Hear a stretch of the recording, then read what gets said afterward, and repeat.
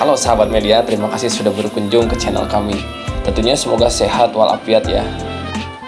Seiring perkembangannya teknologi, khususnya di industri, maka tidak akan menutup kemungkinan resiko kecelakaan akan rendah. Terkadang teknologi semakin tinggi, maka resikonya juga semakin tinggi. K3 merupakan hal yang sangat penting yang wajib diterapkan di dunia kerja. K3 juga dilindungi oleh hukum undang-undang, yaitu tentang keselamatan kesehatan kerja. Baik, tanpa berlama-lama kita bahas tuntas tentang keselamatan kesehatan kerja. Yang pertama kita bahas definisi.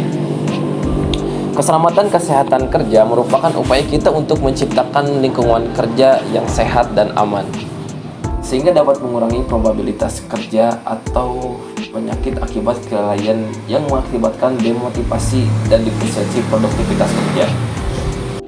Selanjutnya kita bahas lambang dari K3. Filosofi apa sajakah sehingga terbentuknya lambang K3 ini? Tentunya pasti ada maknanya, bukan?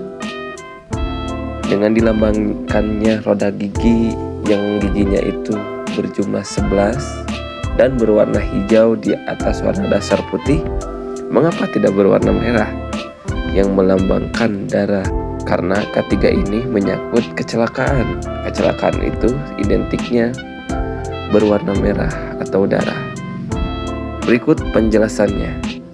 Bentuk lambang K3: palang dilingkari roda bergerigi 11 berwarna hijau di atas warna dasar putih.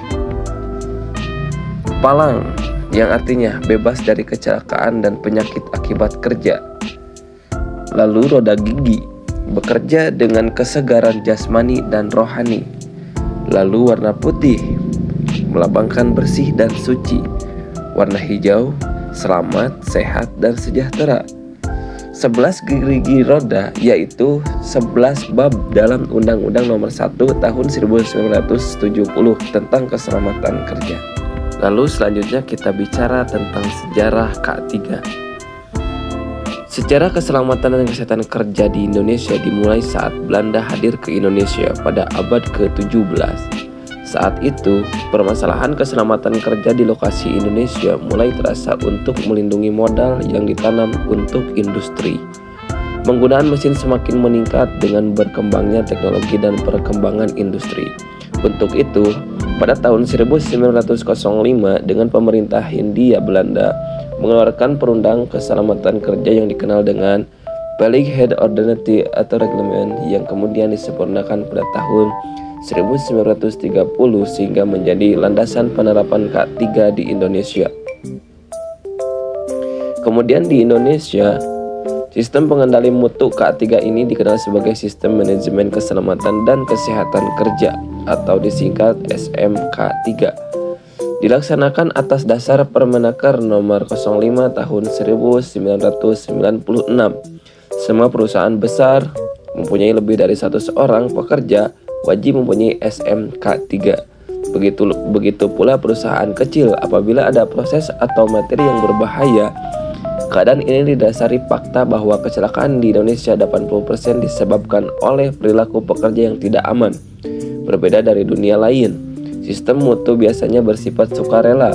Seiring berjalannya waktu, penerapan SMK3 Indonesia mengalami terus perubahan dan kemajuan. Di antaranya dengan diterbitkannya Undang-Undang Nomor 13 Tahun 2003 tentang ketenagakerjaan yang di dalamnya mengatur tentang wajibnya penerapan sistem manajemen keselamatan dan kesehatan kerja. Selain itu, Permenaker Nomor 05 1996 juga telah direvisi menjadi PP Nomor 50 Tahun 2012 yang mengatur tentang penerapan SMK3 di Indonesia. Begitulah sejarah singkatnya dari K3, dan sehingga K3 ini diterapkan hingga saat ini. Tidak ada kata lain, hanya untuk mensejahterakan bangsa. Lalu, fungsi dan tujuan K3 secara umum. Yang pertama, untuk melindungi dan memelihara kesehatan dan keselamatan tenaga kerja sehingga kinerjanya dapat meningkat. Yang kedua, untuk menjaga dan memastikan keselamatan dan kesehatan semua orang yang berada di lingkungan kerja. Yang ketiga, untuk memastikan sumber produksi terpelihara dengan baik dan dapat digunakan secara aman dan efisien. Lalu sekaligus mengakhiri perjumpaan kita kali ini, kita bahas ruang lingkup K3. Yang pertama, lingkungan kerja. Lingkungan kerja merupakan lokasi tempat para pekerja melakukan aktivitas kerja. Kondisi lingkungan kerja seperti ventilasi, penerangan, dan situasi haruslah memadai untuk meminimalisir potensi terjadinya kecelakaan kerja. Yang kedua, alat dan bahan kerja. Alat-alat kerja dan bahan yang digunakan dalam proses produksi juga mempengaruhi keselamatan dan kesehatan para pekerja. Lalu yang ketiga, metode kerja. Metode kerja atau prosedur kerja merupakan standar kerja yang harus dilakukan oleh pekerja.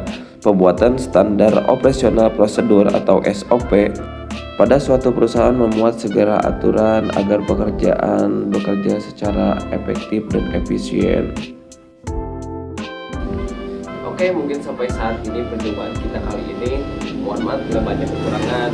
Bantu kami untuk like, share ke teman-teman kalian, dan subscribe untuk menumbuhkan semangat kami untuk membuat konten berikutnya. Sampai jumpa di video berikutnya.